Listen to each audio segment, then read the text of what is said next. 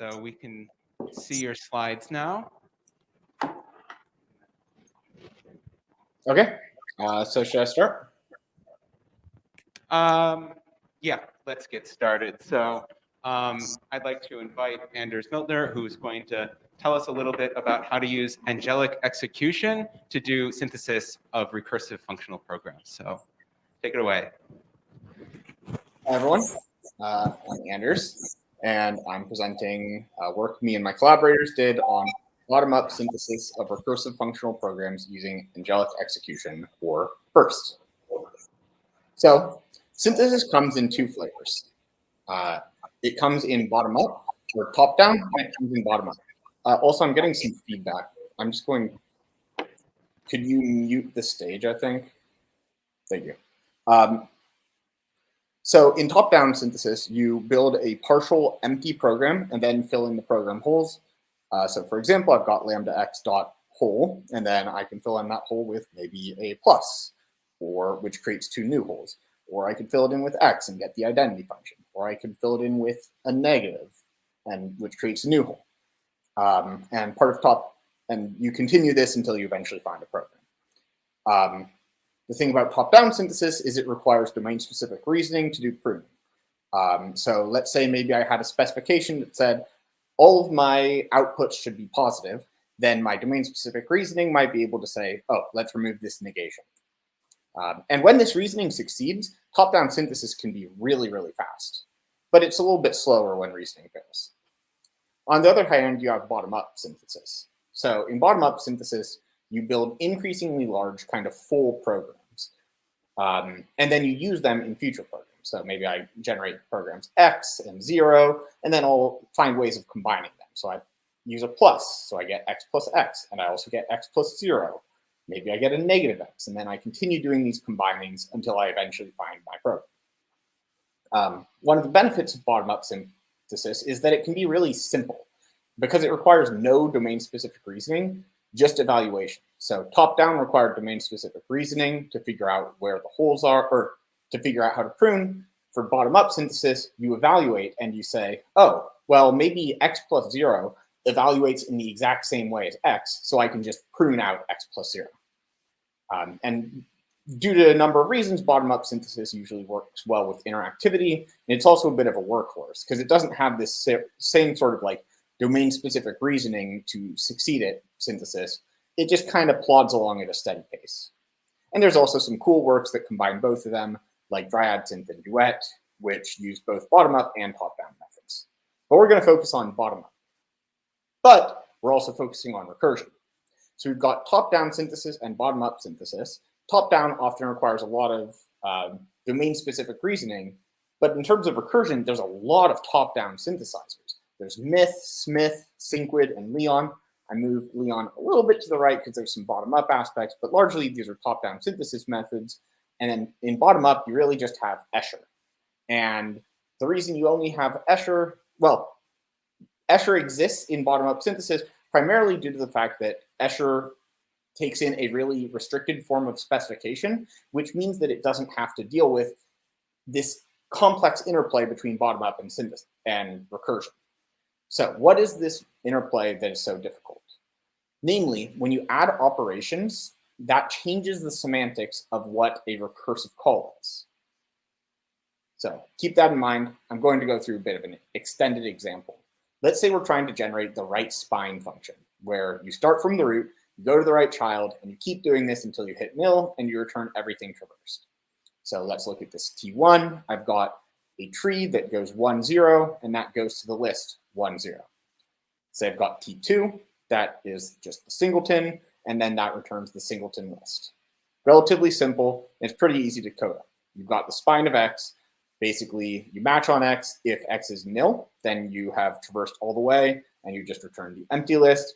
If you have a node, you get the value of that node and cons it onto the result of the recursive call on the right subtree. Awesome. Now let's try to build it up from a bottom-up synthesis algorithm. So I have my specification, which I've written as phi, which I'll use as a meta variable for specifications. And let's say I have T1 goes to 1, 0, T2 goes to 2. In this example, I'm doing input-output examples, and this is primarily due to the fact that I/O examples are well understood and easy to describe, but I want to make sure it's known that our approach is relatively general, so we can handle more general types of specifications. Okay, so let's say I'm building it up. I've got my generated program of lambda x dot empty list. Not what we want because the output is the constant empty list function on both of those inputs. I'm going to continue building up new programs, so I do the constant one function, outputs are constant one. I finally get the identity function. I have the identity. Okay, we've done the base cases. Now let's start building up programs from these smaller programs. So I do lambda x dot write subtree of x, and the output of that is now these t1 to the right and t2 to the right. Now, this is really important because we know with our knowledge of this solution that we actually want to make a recursive call on t1 on these right subtrees. So how do I do that recursive call? Well, I continue generating, I call recursively on right subtree of x, and I don't know what I get. The issue is that the semantics of this is kind of determined by what else happens in the program. I don't know enough right now, just from this little bit of the overall program I'm trying to synthesize. I don't know what the output should be. And this is a really key difficulty in bottom-up synthesis. And this is also where most of our contributions lie, is how do we address this difficulty? So our contributions are, we built the first bottom-up synthesizer that can synthesize recursive functional programs from arbitrary logical specs. We are also the first recursive synthesis algorithm that synthesizes from arbitrary logical specifications with a full completeness guarantee, not just some sort of relative completeness. We do this using our novel notions of angelic program synthesis and our novel notion of angelic recursion, which I'll get into later. And despite being more general, Burst is able to perform comparably to or better than prior work that addresses more specialized problems, like only addressing input-output examples. So let's go back to our extended example. Remember, we've got this key difficulty where we're not really sure how we should evaluate spine of right subtree of x. And the main reason we have this key difficulty is because we can't evaluate the recursive call without knowing the full function. We have to know what fix we'll put in there. Well, maybe I'm lying a little bit. We can't evaluate a recursive call if we use standard semantics without using the full function. Well, so our approach is to just not use standard semantics. This is why we developed Angelic Execution, where in standard semantics, you have big steps E, big steps to V, which means that E evaluates to value V. We have our new angelic semantics, which means that E angelically evaluates to V under phi. Notice that it's parameterized by phi. Okay. And the difference between angelic recursion or angelic semantics and standard semantics is one rule, and that's just how we address recursion. So where usually you use recursion with fixed operators and things like that, with angelic recursion, we do something a little different. Essentially, we check for satisfiability with the specification. Let me go through it bit by bit. I've got f of e evaluates to v prime. The way you do that is I first get v, and I say, okay, well, in a very standard way, what does e evaluate to? And it evaluates to v. And then we say, okay, what is consistent with the specification for v to return, for the recursive call on v to return? It could be v prime as long as f of v equal v prime and specification is satisfiable. So essentially, we're just saying it's not inconsistent. It is consistent to allow for f of v to return v prime. And then that means that the full evaluation will return v prime.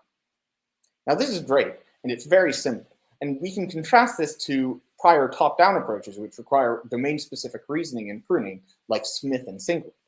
What they do is they have to handle a lot of more complex things. They've got evaluation, but they've also got halting, they've got unevaluation, they've got subtyping, they've got strengthening, they've got different types of applications. There's a lot of work that needs to go in to get these to work. We just have one angelic recursive call. Okay, so let's go into our high-level algorithm. I'm doing it as a little bit of a straw man, so I'm going to iteratively build up what we actually need to do for our full correct algorithm. So right now, let's just say we've got our feed, we send it to our Angelic synthesizer, and we get F. Let's see where that goes wrong. So we're doing our extended example where we synthesize with the right spine function. We have potentially, hey, maybe in this spine of right subtree, T1 goes to singleton 1 and T2 goes to the empty list. This is what we really want, and that's consistent with the spec. Great. Well, it's not consistent in terms of returning, but it's okay for the right subtree to return singleton 0 and empty list. But this is not the only one that's an okay recursive call. We've got also T1 goes to the empty list and T goes to singleton 1. We even have something like T1 goes to 1, 0 and T2 goes to 2. Now in this one, this looks like a complete program, but we know that that's wrong. So what's wrong? Well, we could return any, or which is the correct semantics for all of these. And the issue is that our semantics are one-to-many. And that also makes it so that spurious programs could be valid, like spine of right subtree, because they angelically satisfy. We have our standard satisfaction of F models phi, but we introduce angelic satisfaction where F angelically models phi.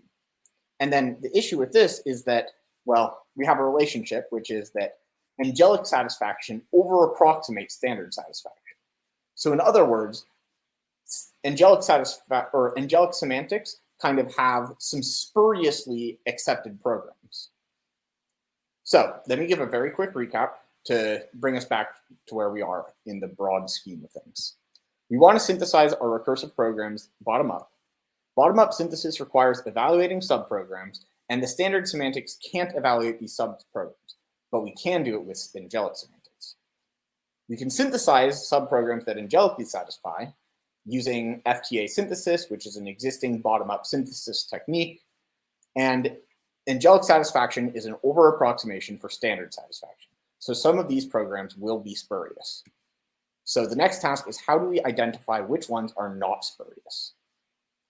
So we add into our high-level algorithm a new bit. We add in this getAssumptions method. GetAssumptions method uses the details of how it works, uses some FTA tricks, so I'm not going to go into it. But essentially what it does is it inspects what recursive calls are made and sees which of those are already satisfied by the function. If there are no angelic or recursive calls that are made that are not satisfied, we can just return empty set. Hey, we're done. Otherwise, we get the assumptions that are made, or the recursive calls that are made that are not satisfied, and we grab those as psi, and we reintegrate that with the original specification with the wedge. Okay, now how do we actually do this in the full process? Let's go back to our extended example. We have our phi, we do an angelic synthesis call, and we get this spurious program, P1. P1 returns the empty list on nil, and it just makes a recursive call on the right subtree on the node. So using standard semantics, everything evaluates to just the empty list. Okay, we look at what assumptions this makes, and we see, okay, it assumes that T1 to the right returns 1, 0, and T2 to the right returns singleton 2. Okay, now we use that, we reintegrate it with the original specification, and we get an issue. There are no programs of this size that satisfy that spec. So what do? Well, we do a pretty standard approach, which is where we backtrack. And by adding in this backtracking, now we are complete, in multiple senses of the word, high-level algorithm. So let's go back. We have this issue where we failed our angelic synthesis call. So we knew we made some spurious assumptions. Namely, it had to have been our psi. So to make sure we don't pop P1 or anything like it, we add a negation of that psi to our original spec and do a new angelic synthesis call. So if you look at this, this is pretty close. On the node branch, it does the right thing, takes the value and constants onto a recursive call. But nil is still a little wrong. Let's see what happens. We check out which assumptions are made, and we see, okay, well, we assume that T1 to the right returns singleton 0, and T2 to the right returns the empty list. Now, we integrate this with our original specification, and we get the desired program P3. And then when we check what assumptions are made, there are none. and we're done. This can be kind of analogous to like some goal-driven type of work where you're seeing what types of, you look for a solution and you continue trying to kind of push for that solution, and you push the assumptions that are made down the call stack until everything kind of aligns correctly.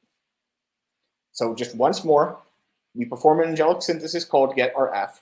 We inspect the assumptions that are made. If there are none, then we're done. Otherwise, we reintegrate those assumptions with our specification. And then when we do this reintegration, sometimes we'll make the wrong decision and add spurious assumptions, so we have to backtrack, and eventually we're done. We have some theoretical guarantees, namely soundness. So if we return a program, that program will be correct, and completeness. So if there's a satisfying program, we will return such a program. So that's our algorithm, but let's see how it actually works in practice.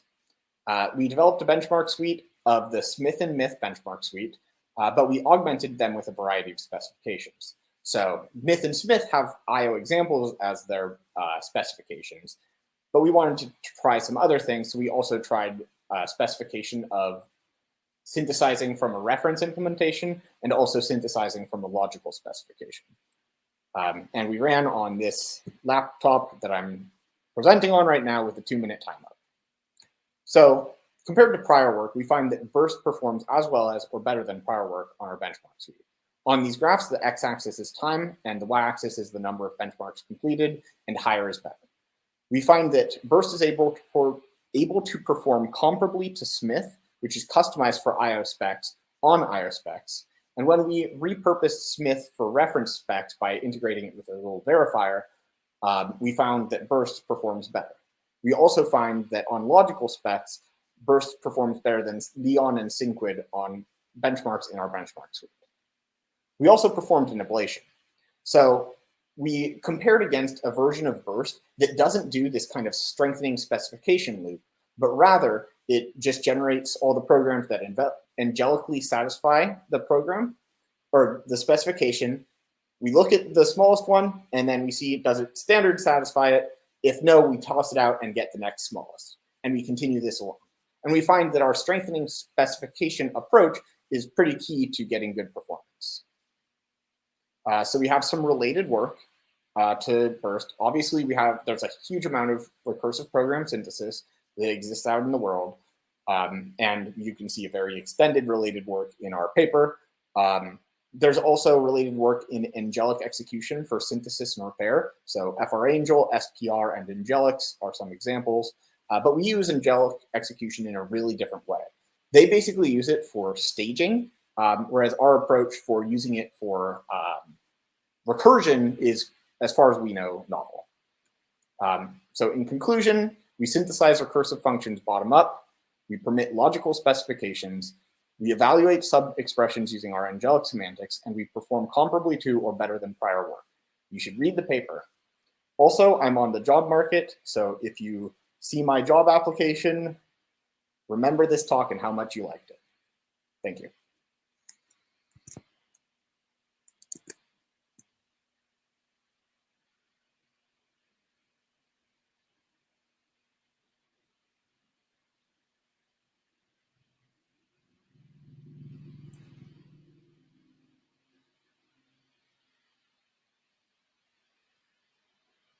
Oh, there's some questions. If someone is talking, by the way, I can't hear.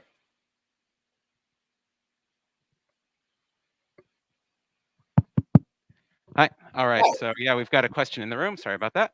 All good. Hi. Thanks for the talk. Are you able to recurse at not the top level, or do you always have to recurse on the top level function?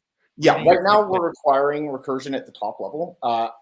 I believe there are ways that we could do it not at the top level, but just kind of for simplicity, right now we're enforcing that it's only at the top level.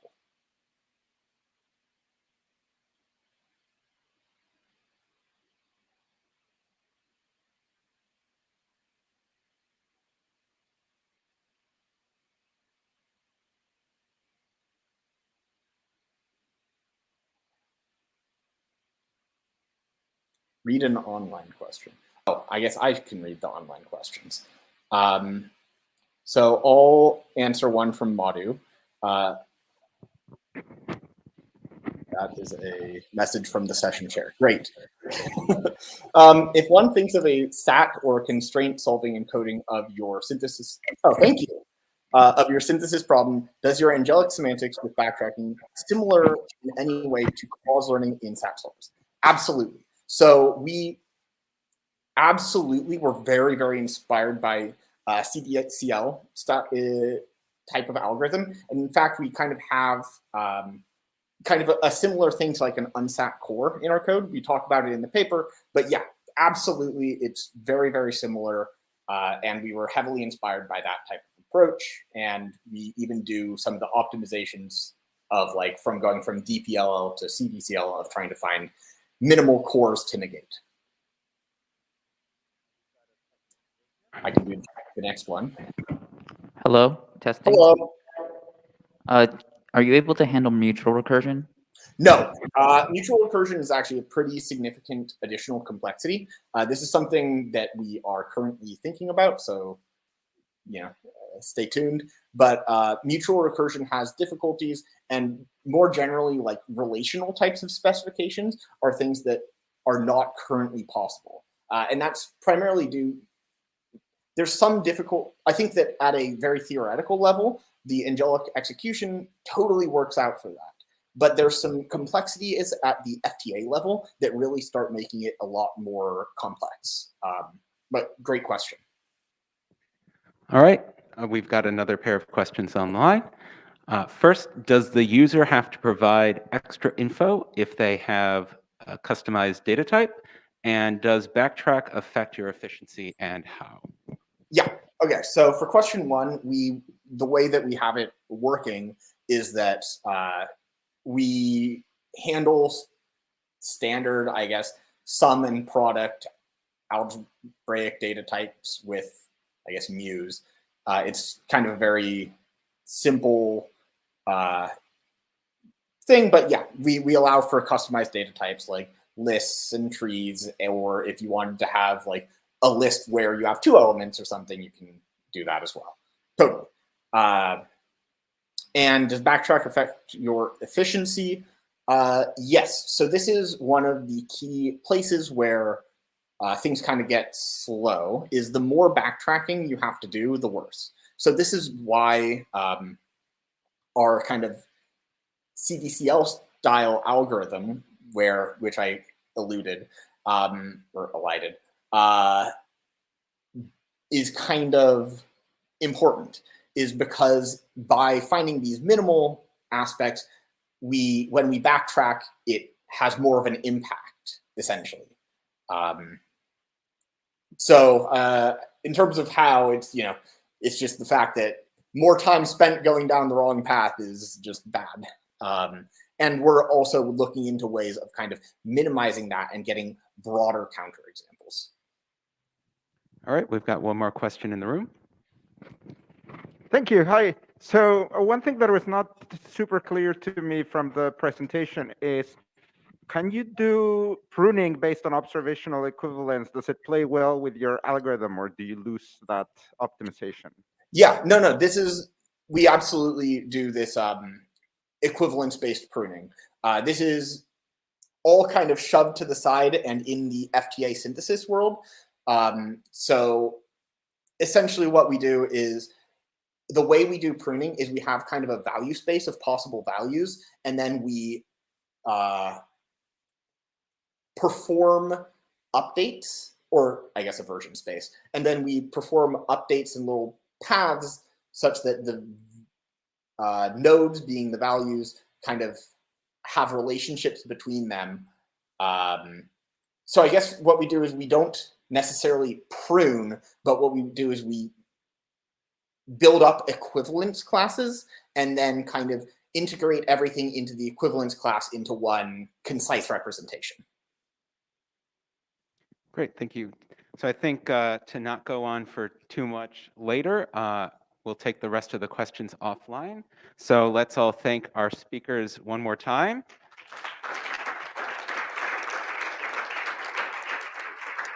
And with that, we're going to close this last session on synthesis at POPL.